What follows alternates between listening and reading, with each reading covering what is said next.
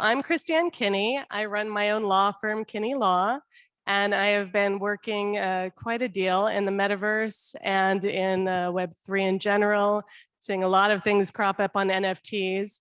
And it's just going to be an interesting discussion. And I really want to have it be less of a stringent discussion about things that don't make a lot of sense to people on paper, and just kind of show you guys what the community is about and why we're excited about Web3. And joining me is Tori Stevens. Would you like to do your intro? Hello, everyone. I'm so sorry I can't be there. I'm dialing in from the East Coast, from Boston, but really happy to be part of the conversation. And thank you to Amy for putting us together on this panel. I joined the Web3 world in January of this year, and I'm really looking forward to the conversation. You know, I've learned so much myself in just my short time in the space. And I'm excited to really dig in on a lot of elements, but more around just the community side of things and the power of what NFTs can do to really bring people together. I think certainly more so than I ever thought. Awesome. So I wanted to take a quick minute for each of us to tell a little story about how we got into Web3. My introduction to Web3 was very strange. In 2020, in April, I started my own firm after 20 plus years with a big nationwide firm, went out on my own and found myself surrounded by a group of friends that are burners, a loving name for people from Burning Man. And they said, we have an interesting project and I think you want to be a part of it. And they didn't have to tell me too much more about it.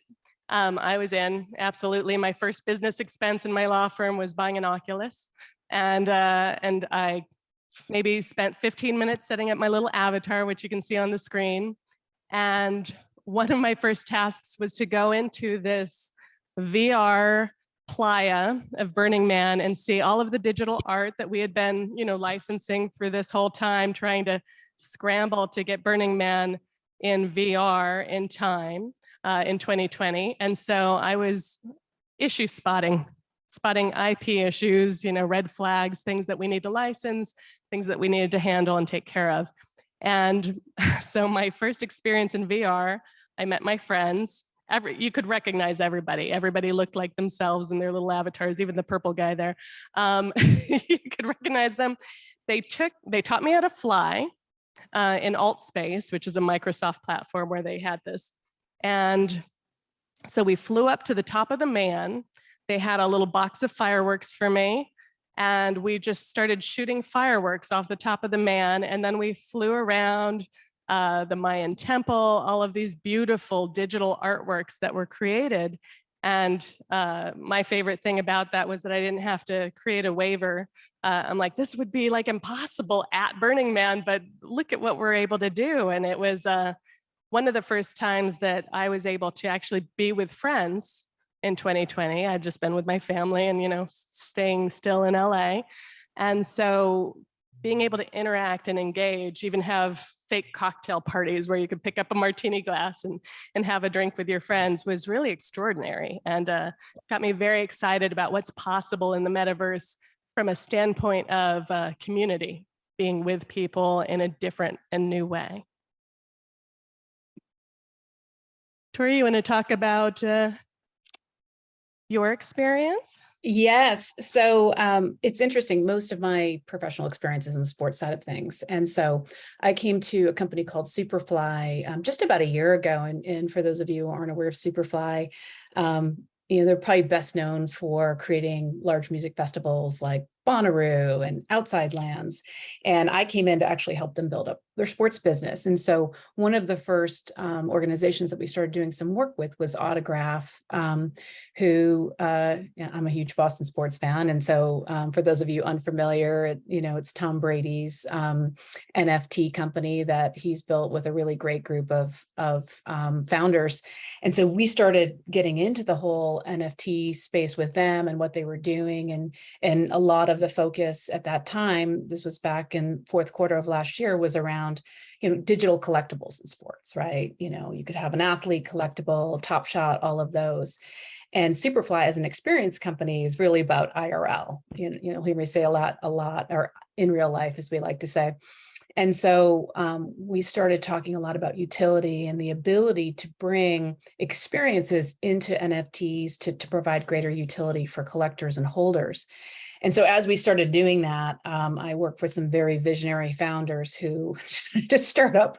They're like, hey, we do music festivals. Why don't we reverse engineer the whole thing, leverage NFTs as a mechanism to bring fans together to ultimately create the music festival of their dreams.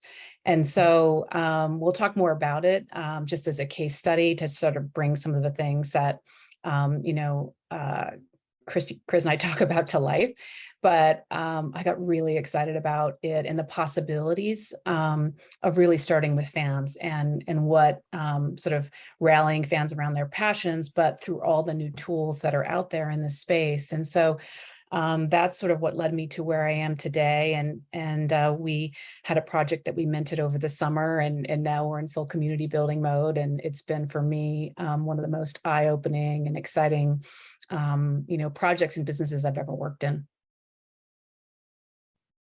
That's awesome. So with a little insight into where we've landed in the NFT and Metaverse space, I'm going to bring it back a little bit for any novices in the group or anyone that just needs a refresher on what on earth an NFT is before we kind of start breaking this down and getting into the anatomy of it.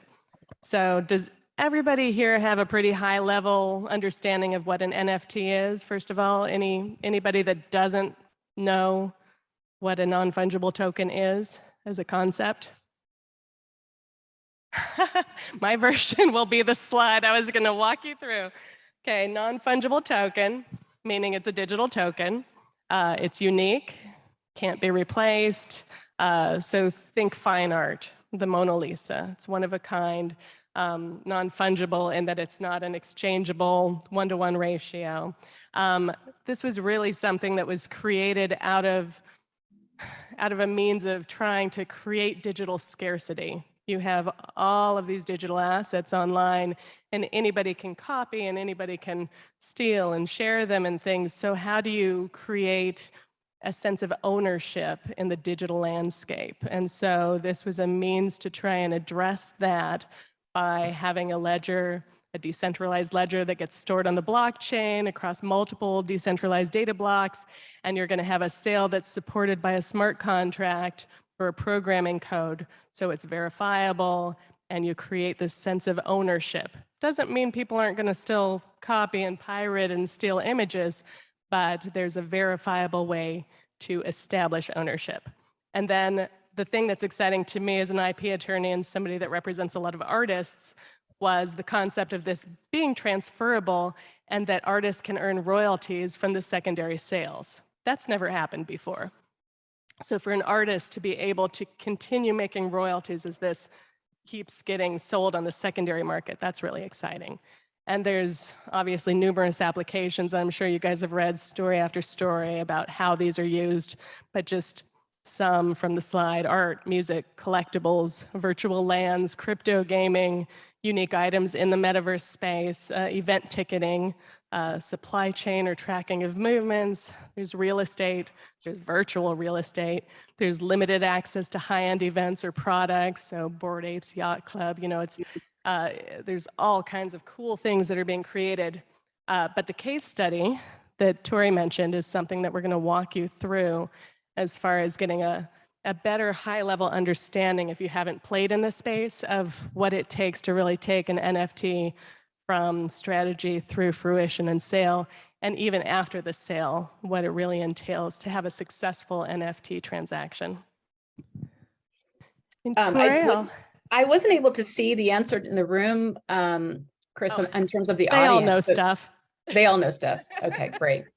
Well, that's good. And so this, may be sort of very rudimentary for many in the room, but I think, what we wanted to do was ultimately just get into sort of that anatomy of An NFT, there's so many different types. And, now even just what I've learned, so many different decisions to make, and obviously legal traps to fall into, which is why people like you are so important to the process. So, the way I like to think about it is like there's really sort of 4 key steps, right? There's the setting your overall strategy, and a lot goes into this. And you think about all the different types of programs that are out there, a few of which you've mentioned, whether it's around something like a Bored Ape, which, is obviously an incredibly successful program. When I leaned into this whole space, I just focused on women-led initiatives and World of Women, some of those which have tons of mission, trying to bring greater diversity and equity to the space, more education. So I think that whole notion of setting the strategy and really dialing into the community piece, and we're going to talk a lot about community, the importance of it and who you're trying to reach, and ultimately how you want to bring them together, and what your overall objective is. It could be a simple one-on-one with a musical artist, right? Saying, hey, I've got a new album dropping, and instead of going through the label, I'm going to drop it to my fans directly. And that becomes sort of a very clear cut, opportunity for the strategy, and then the design, mint, and post mint piece. In the case of our project, which is ultimately, bringing a group of music, arts, and culture fans together to ultimately create a music festival. There's a lot of steps that went into that, and in thinking through the best way to roll that out. And then you get into the art piece, once you kind of know what your overall strategy is, the NFT design. And, this piece, I think what's so cool about NFT programs in general that I tend to love is just really drilling into the roadmap themselves, because I think that's how a lot of people buy, right? Of what is this going to get me? Where is it going to go? Does it have longevity? What are all the things that are going to potentially unlock that are going to provide greater value to the token holder and buyer? But then you get into, in this design process, obviously all the things in your wheelhouse, Chris, on, as it relates to just IP, terms of sale. And we spent a lot of time on that, and we can come back and talk about that.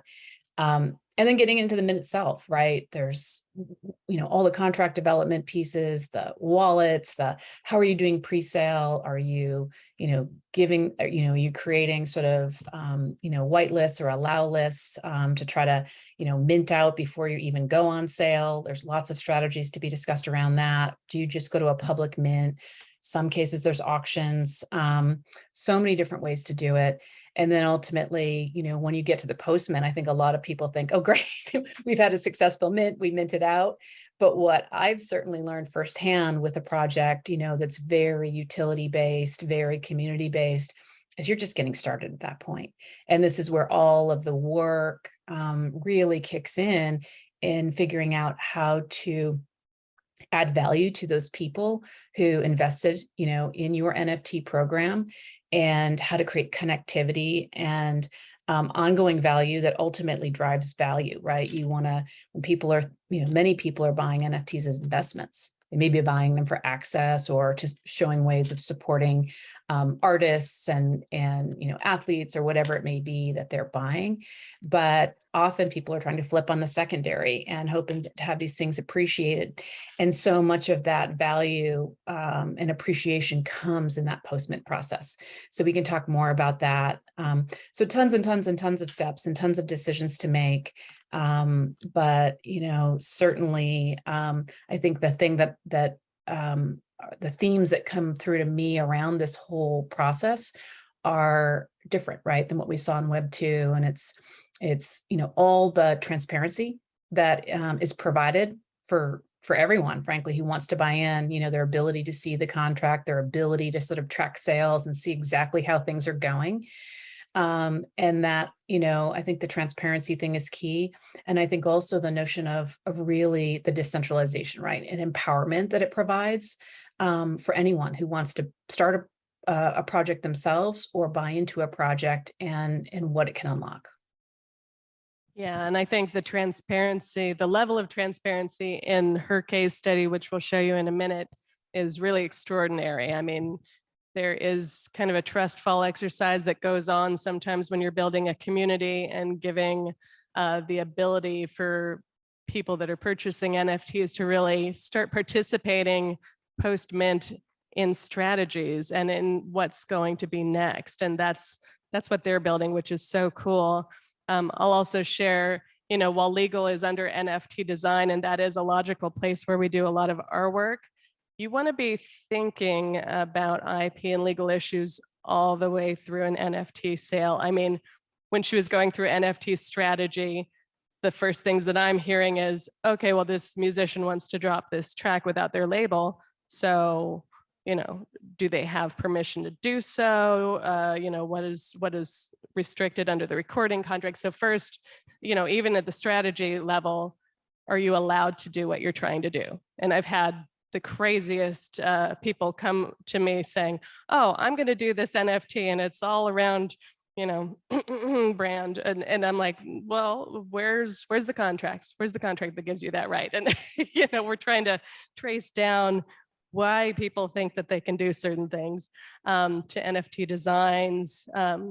It's an exciting time for digital artists where you can hire people as a work for hire, but people can make, you know, $50,000 to create a graphic that's going to be this digital NFT. So digital artists are making some great money in this space. You know, we're building the really boring terms of service and privacy policies to protect you guys as a brand, and to make sure that everybody's playing by the same rules. Making sure that whatever platform you guys are selecting for an NFT sale is mirrored. They had a very interesting platform actually that they used for theirs, which maybe we can talk about on the next slide. But not every platform is built the same. And so you really have to do a lot of research at that level to make sure that it fits the strategy, that it fits the product, that you're going to be reaching the right demographic. There's so much that goes into it. People read smart contract and assume it's a contract. It's more of a bullet point programming code. It's not really the contract's going to be built into the terms of service, either on your website or in companion with the platform and your website. And those are the rules that are really going to bind everybody. But the smart contract will usually at least set up how royalties flow in a secondary sale, some of the basics.